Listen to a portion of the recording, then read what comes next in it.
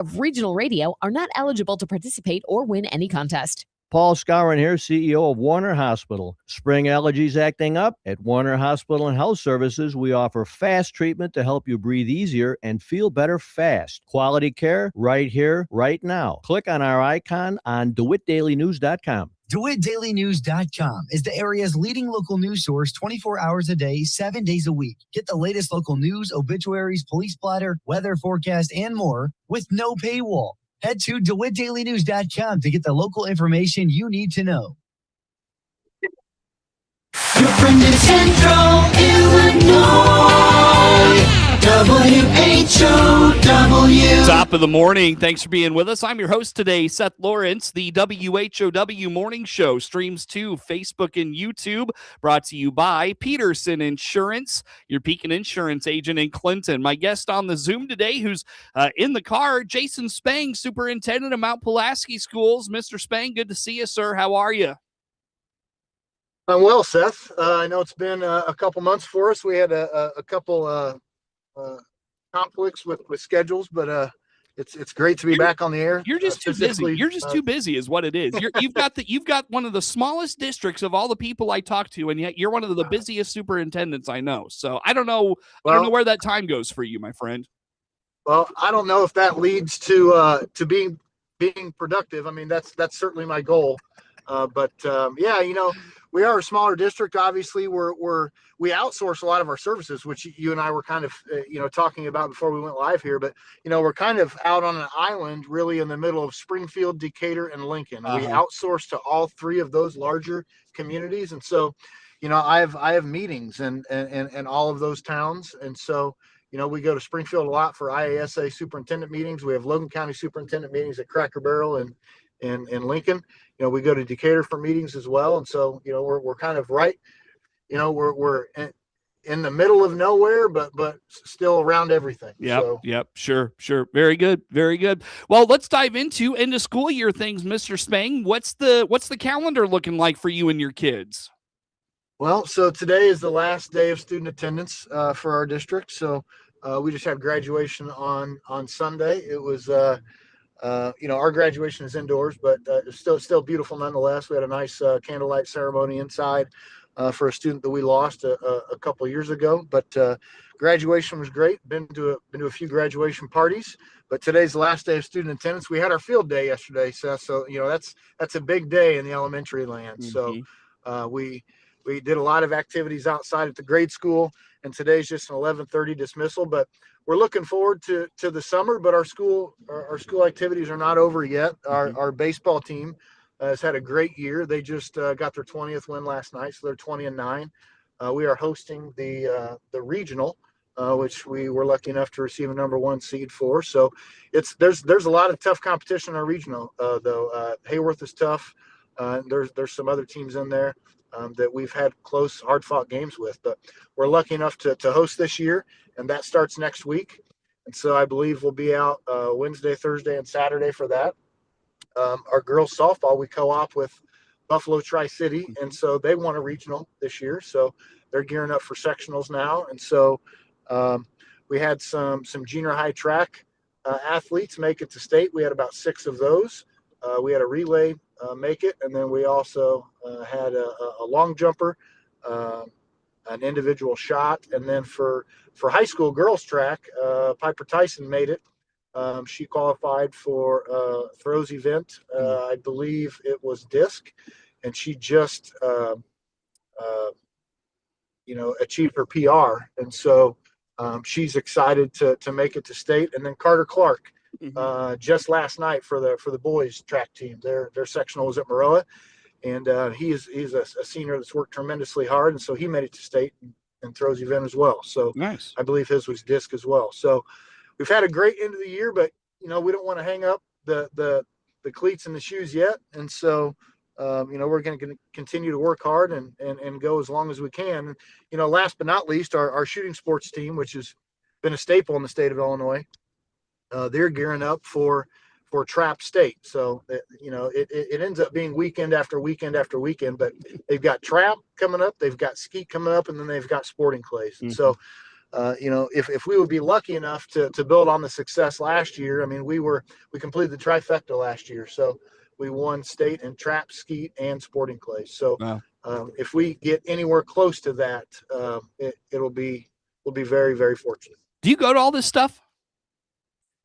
I try. I don't make it to everything, but I've been lucky enough to catch our shooting sports kids. They shoot, and it's depending on the event. They shoot at the Decatur Gun Club for trap. They've actually outsourced and went to Warrensburg for some things this year as well. And there's a real nice sporting clays course up in Deer Creek, Mackinac. And so we've went up there this summer. But again, we are very safe with everything we do. We do help kids, obviously transport, everything they need for those events. And so we've just been very fortunate to have dads that are volunteers, that obviously, have their FOID card. And we've been very lucky to have just great coaches. Some of them even in law enforcement throughout the years, that have set that foundation for our kids, and they just continue to love doing it. But we have a great following for it. I didn't know that it was like a course that they go, or like a whatever. Yeah, like a course that they have to do. So trap and skeet are a little different, but sporting clay specifically, they actually go to a course, and I would maybe equate it to like, walking a 9-hole golf course. Yeah. You've got different setups at each station. And so, it's always unexpected. You have, something that emulates, birds flying away or different situations. As you walk up on it, you're going to see different things. And so there's always a different setup each time, but it tries to emulate a real scenario if these kids are out in the wilderness and coming up on game that they're hunting for. Gotcha. Very good. So busy times as the school year winds down. And again, when did you say last day for students was? Last day for students is today. So we have all right. They're going to dismiss at 11:30 today, and we have our district-wide teacher in service tomorrow. We're catering in Cracker Barrel. Ralph Allen, who is a staple in this community, he's been teaching ag for us for 30 plus years. We actually just dedicated our ag center and our ag classroom in his name. It's the Ralph Allen Ag Center now. And so tomorrow is his last in service, and his favorite breakfast is Cracker Barrel. So that was not even a vote or a choice, my friend. We were having Cracker Barrel breakfast, and so we're going to do that tomorrow. I'll give my end of the year speech and address to the staff. Then we're going to have our service awards for the end of the year. So we recognize staff members that have attained 5, 10, 15, 20, 25, and 30 years of service. And so I'll announce those, and my board president will hand those certificates out. And then we're going to honor Ralph one last time, as he retires and the sun sets on his storied career here at Pulaski. And then we're going to dismiss for the day. So yeah, it's kind of all come to fruition here. But we've had a great school year, a lot of positivity on the hilltop. We're full steam ahead with our strategic plan, which, I know we've talked about that before. We actually just presented on that last night at the board meeting, presented all of our data and our successes that we've attained so far, and just couldn't be more ecstatic with the academic progress that we've made from the start of the year until the end of the year, with map testing with all of our kids in ELA and math. And we're in a great spot, Seth. Tell me about that progress. Jason Spang, superintendent of Mt Pulaski Schools, on the Zoom with us. Tell me about the progress a little bit. What's come out of the benefits of that strategic planning you talked about? Yeah, so I've actually I knew you were going to ask me this, Seth. So I have the Google slide presentation pulled up right now, and just so you know, I am being safe. I'm pulling over here and parking, so I'm not trying to drive and inform you about this at the same time. So be careful, because 121, man, that's treacherous stuff there. Yes, it is. So we'll start with the grade school. I don't know if you know a lot about map testing and where kids fall and where they lie, but there's different color codes along the way. And so obviously, and map testing measures growth. How much have you grown from the start of the year to the end of the year? And they compare that data with national norms. So, for example, in math for our grade school, we had 18% of our students in the grade school were at 80% growth or better to start the year.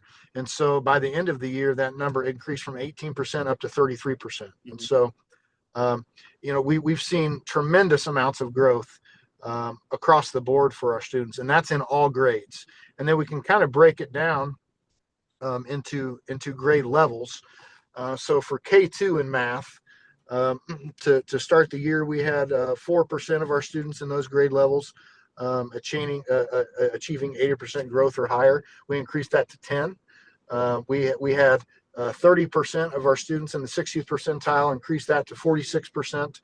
And again, that was in math. And then in reading, we're doubling our numbers across the board for K2 reading and ELA. So, 10% of our students in fall benchmarking attend that 80% growth, whereas 21% in the spring. And so, these numbers correlate, and they try to give you projected scores where you will land in AIR, Illinois Assessment of Readiness. Mm-hmm. And those are the scores they pull from the IAR that obviously go on the score report card. So mm-hmm. We're happy and we're excited to see our areas of growth.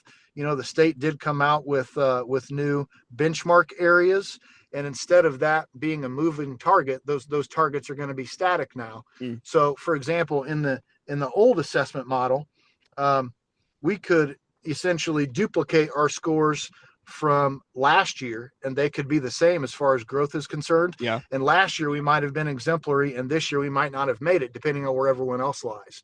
Well, they changed that model, and so now your growth goals are static. Mm-hmm. So it's going to be consistent across the board. They're not as worried about equal amounts of schools being in each category, and so we're excited about that. They did add a category that's called approaching exemplary. And so our elementary school in the past, they've been exemplary. Our high school's been close. And so when they handed out the pre-scores, we were approaching in both of those. So we hope we hit those marks. But again, those will be released here in a few months. But I mean, going back to our scores, 3 through 5, across the board, we had 64% of our math students attained 80% growth or better. Mm-hmm. And when you compare that to national norms in grades 3 through 5, that's scoring better than 88% of the schools in the United States. So, we're incredibly proud at what we've accomplished. But we also go to the MAP conference every year. I know when I first came into the district, it's held in a different state each year. So 2 years ago when I came in the district, it was out in Denver, Colorado. Mm-hmm. So we send a handful of students, I'm sorry, not students, but teachers out to that training. And so we've gone enough now that we've actually presented out there, and they've asked us to do that. So I think I remember seeing that at one point. So yeah. Yeah. 2 years ago it was in Denver. Last year it was down in New Orleans. Yeah. Mm-hmm. Yep.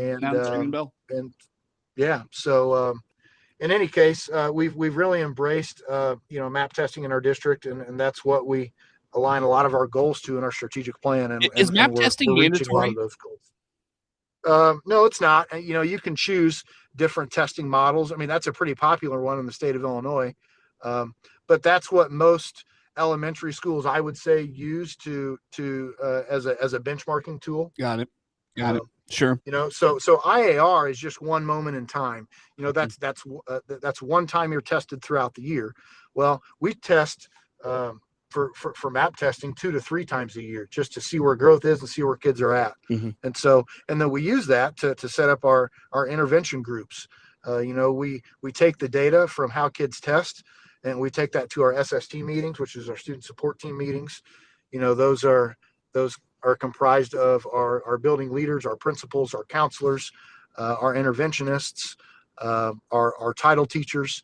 and then we discuss interventions as far as pulling out of the classroom, pushing into a classroom, small group, large group, and then we try to use that data strategically to improve kids' scores. Got it. Very good. Well, on that note, Mr. Spang, let's break and come back with some more. Talk maybe some summertime in Mt Pulaski. Jason Spang, superintendent of Mt Pulaski Schools, my guest on the Zoom. More to come with Mr. Spang on the WHOW Morning Show. WHOW.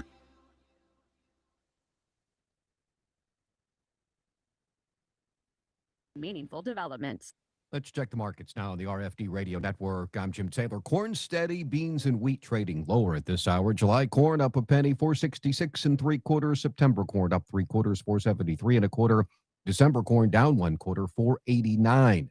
July beans 11.96 3/4, down 3. August beans down 2.5, 11.96 3/4. November beans 11.89 3/4, down 3 3/4. July Chicago wheat 6.54 1/4, down 6 1/4. July KC wheat 6.96, down 2 3/4. July bean meal 329.90, down $1. July bean oil down 17 cents, 74.49. Livestock trade May feeders 369.97, down 75 cents. June live cattle down 75 cents, 252.52. June lean hogs 95.95, down $1.32. Energy market July Brent crude oil up 227, 107.29. Hey, it's Shane from Highway 51 Exchange, your mower and equipment service pros just south of Clinton. Click our banner ad on DeWittDailyNews.com or give us a call to schedule your free pickup and delivery today. Highway 51 Exchange. Longview Community Bank is now open in Clinton, investing in rural Illinois. I'm Vice President Nate Sams. Stop by for a visit or to find out how we provide real local banking. Click our banner ad at the top of the local news page on DeWittDailyNews.com. Hey there, loyal listeners. This is your team at Regional Radio with a quick heads up. Some of the great programming you enjoy throughout the day is pre-recorded, but don't worry. We're still bringing you the same local content you love. Our legal team insisted we mention this, and hey, keeping the attorneys happy keeps us on the air. So thanks for tuning in and being part of the Regional Radio family. We're proud to bring local, compelling content to you 24 hours a day, 7 days a week. Your friend in Central Illinois. WHOW. Once again, good morning. Thanks for being with us. I'm your host today, Seth Lawrence. Again, my guest on the Zoom today, Mr. Jason Spang, superintendent of Mt Pulaski Schools. Mr. Spang, you mentioned today, last day for kids in the school buildings. Now it's off to the summer. What's Mt Pulaski Schools got going on this summer? Well, we've got a couple really, really exciting things on the horizon. We kind of started this when I came into the district, and it's really picked up a lot of speed. And our current athletic director, Joel Washko, has been working really, really hard. But we're excited to announce that we're going to have our inaugural class of the Mt Pulaski Hall of Fame right as the school year ends, going into our Fall Fest, which is in September. But there's still a little bit of work to be done. I know they're meeting a couple more times, but we're going to have our first ceremony during Fall Fest when we induct our inaugural class. There's some individuals in there, there's some teams in there, and I don't want to spoil who those are, but we've really been working, and we're close on getting this purple jacket that we're working through a vendor in Springfield for. So we're trying very hard to make that happen. But it's taken a lot of work behind the scenes. It's taken a lot of just researching history, because you would be shocked how much history is in the local museum here, is in the courthouse. I mean, the Stahl family is one example. There used to be a Stahl's Furniture here in Mt Pulaski, and that store has been gone for some time. But the original Stahl family, I believe there's a young man named Jacob Stahl back in the early 1900s that graduated from Mt Pulaski and played baseball in the majors, and was on a couple World Series teams. And so it's honoring that history. It's taking a deep dive and finding out factual information. It's taking a deep dive and trying to find family members of some of these people who don't live around here anymore, that would be so gracious as to come back to our community, so that way we could honor our Hall of Fame member, our graduate, but their family with this inaugural class. Very nice. Very nice. Do we have any information on like when you would do that, when a ceremony like that would take place or anything? Yeah, I don't have the exact dates for Fall Fest, but it will be during the Saturday night of Fall Fest. Oh, okay. Again, it's going to be on the square, on the courthouse lawn up here. I know when Sally Turner visits our community, she gives a lot of speeches up on the courthouse lawn as well. So that's where it's going to be. I'll release dates to you maybe the next time we meet. But other than that, we're doing selfishly, we're doing a family vacation this summer down to Silver Dollar City, down the Ozarks, and so we're excited about that. But our staff has worked hard this year, and so they're very excited about relaxing and recharging this summer. Any work getting done in the schools or on the buildings or anything like that? Yeah, so we still have a little bit of work to do at Veterans Park, some sodding and some seating in different areas, but it's been a little bit of a challenge getting that stuff to come in with a new athletic facility. We're out there on the north end of town, and there's a lot of wind erosion. Man, have we received, it's either been drought or received just a ton of rain. And there hasn't been any kind of middle ground. And so we have plans to finish some sod for that facility and then seed the rest of the facility, but we're excited to host track meets next year. And again, we're going to host our first home football game this fall. That didn't work out last year due to the field not quite being ready. But our football co-op at the Unity Christian, we're going to host a football game out here in October. I can get you that date later on as well, but that'll be a Saturday afternoon game at 1 p.m. Okay. It'll be the first time in almost 75 years that we've hosted a football game out here in Mt Pulaski. How about it? Very good. Well, Mr. Spang, enjoy the summer. Hopefully your staff finds some R&R as well. It's always good to have you on the program. One more time, how do folks follow all things Mt Pulaski Schools? They can follow on our website, www.mp23schools.com, and on our district-wide Facebook, Instagram, X, and social media platforms. There you go. Very good. Jason Spang, Superintendent of Mt Pulaski Schools, is my guest on the Zoom. The morning show streams to Facebook and YouTube, brought to you by Peterson Insurance, your Pekin Insurance agent in Clinton. If you miss our conversation with Mr. Spang, check out our social medias, Facebook and YouTube, to find replays of those. We'll also have clips at WHOW Facebook and Instagram as well. Network news on the way on WHOW.